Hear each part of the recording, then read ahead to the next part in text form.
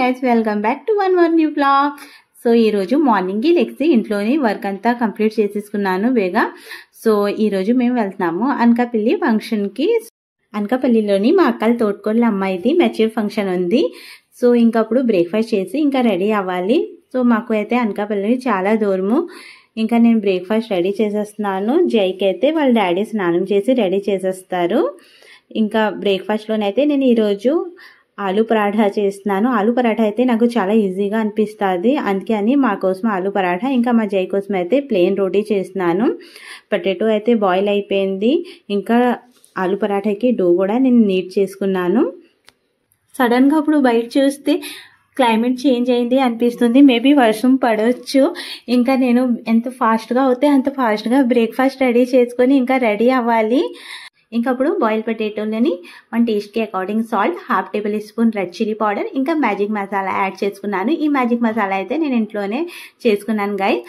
ఇంకా 1 green chilli, chopped ginger garlic, chopped onion, ఇంకా కొంచెం కస్తూరి మేతి యాడ్ చేసుకున్నాను. ఆలూ మసాలా అయితే రెడీ అయిపోయింది ఆలూ పరాఠాకి. ఇంకా ఫస్ట్ నేను మా జై కోసం ప్లెయిన్ రోటీ కూడా చేస్తాను. ఇంకప్పుడు ఆలూ పరాఠా అయితే చేసేస్తున్నాను గైస్. ఆలూ పరాఠా స్టఫింగ్లోనైతే నేను ఎక్కువగా స్పైసెస్ ఏమీ యాడ్ చేయలేదు, మ్యాజిక్ మసాలా యాడ్ చేసాను చెప్పాను కదా. సో ఆ మ్యాజిక్ మసాలా అయితే నేను ఇంట్లోనే చేసాను. సో దాంట్లోనే క్యూమిన్ పౌడర్, ఇంకా కొరియండర్ పౌడర్ కూడా యాడ్ చేసి ఉన్నది గైస్. సో ఇంకా ఆలూ పరాఠా కూడా రెడీ చేస్తాను. ఇంకా మా జై కోసము ప్లెయిన్ రోటీ చేశాను కదా, సో దానికి కొంచెం చిన్న చిన్న పీసెస్ చేసి దాంట్లోనే బాయిల్ చేసిన మిల్క్ యాడ్ చేస్తాను. మా జైది బ్రేక్ఫాస్ట్ కూడా రెడీ అయిపోయింది. ఇంకా మా బ్రేక్ఫాస్ట్ కూడా రెడీ అయిపోయింది.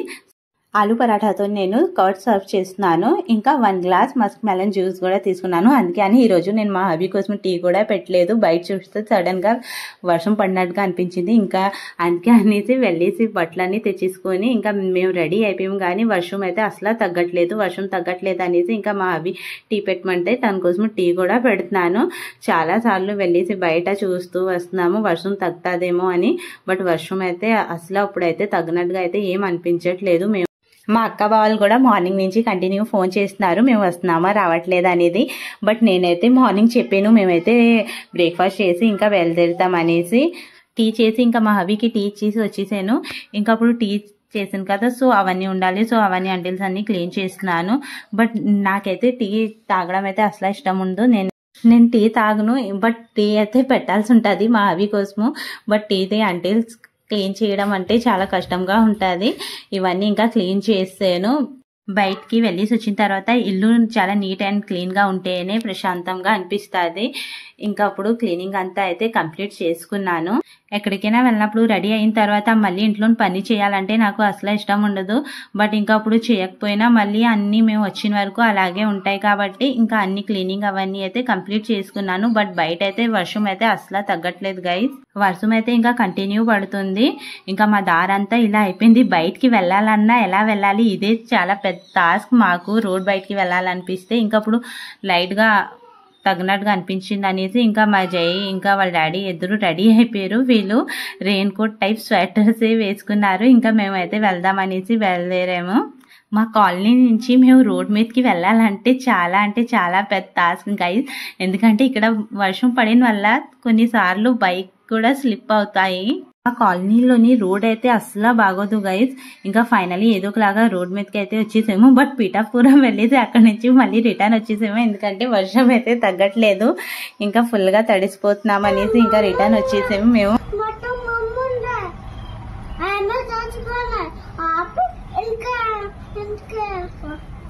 నేను ఈరోజు మార్నింగ్ 4కి లెక్కాను. ఫంక్షన్కి వెళ్ళాలనేసి ఇంట్లోని వర్క్ అంతా మార్నింగ్ వేగా లెక్కి ఇంకా అంతా కంప్లీట్ చేసుకొని ఇంకా రెడీ కూడా అయిపోయాము.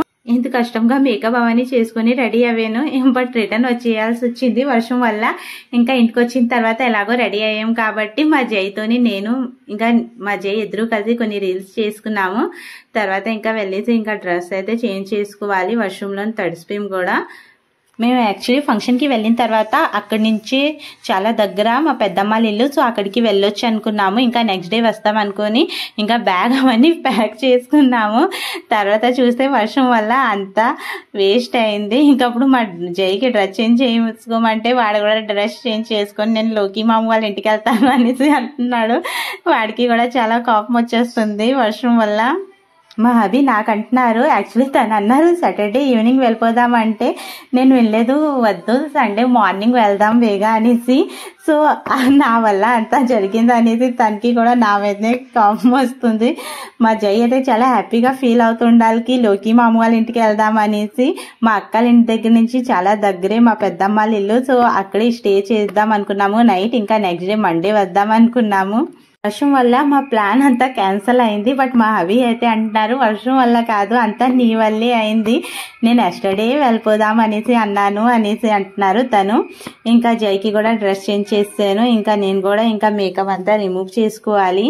సో గైజ్ ఎప్పుడు ఏం జరిగినా సో అది మన మంచికే జరిగింది అనేసి అనుకోవాలి. సో దానికోసము ఫీల్ అయితే అవ్వకూడదు. యాక్చువల్లీ మా సర్ అయితే ఎప్పుడు అనేవారు, జబ్ भी जो भी होता है సో वो हम लोग के अच्छे के लिए ही होता है. సో అదే నాకు ఈరోజు గుర్తొచ్చింది. సో ఏం జరిగినా మన మంచికే జరిగింది అనేసి అనుకోవాలి. నేను మేకప్ అంతా రిమూవ్ చేసుకున్నాను. ఇంకా ఇప్పుడు టెర్రస్ పైకి వెళ్తున్నాను.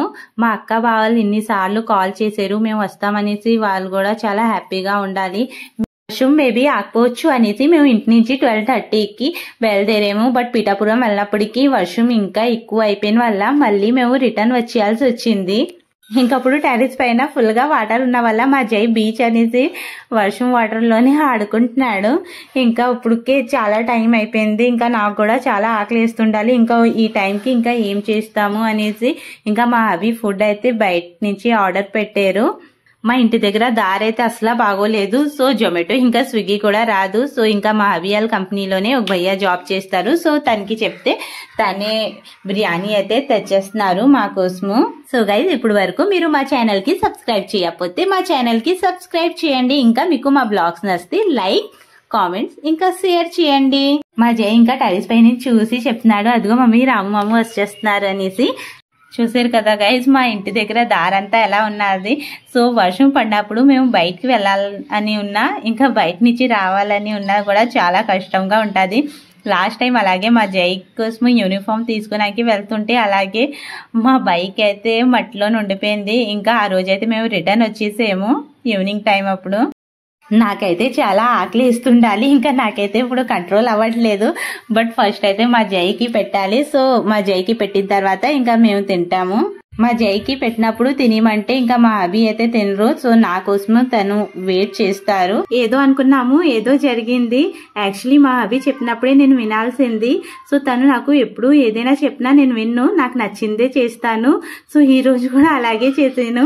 నేను ప్రతిసారి ఎప్పుడైనా మా హబీ చెప్తే నేను వినకుండా నాకు నచ్చింది చేశాను. సో అందుకే ఇలా జరిగింది. సో నెక్స్ట్ టైం నుంచి ఖచ్చితంగా మా హబీ చెప్పిందే చేస్తాను.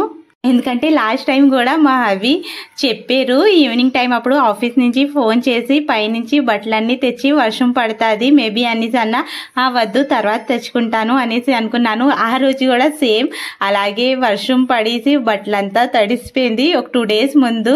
సో ఈ రోజు కూడా తన మాట వినకుండా నాకు నచ్చింది చేశాను. సో ఇలా జరిగింది. సో అందుకే అని నెక్స్ట్ టైం నుంచి కంపల్సరీగా మా హబీ చెప్పింది అయితే వింటాను. నేను ఫస్ట్ మా జైకి తినిపించేస్తానంటే వద్దు మమ్మీ నాకు ఇచ్చి నేను నా చేతితో తింటాను అనేసి. సో ఎలాగో వాడు పేచి పెడుతున్నారు కాబట్టి నేను మా జైకి వేరేగా ప్లేట్లో పెట్టాను, వాడు తినేస్తాడనేసి. Bye bye guys, thanks for watching my blog. So ఈసారి నుంచి మీరు కూడా మీ హబీ చెప్పిన మాట అయితే వినండి.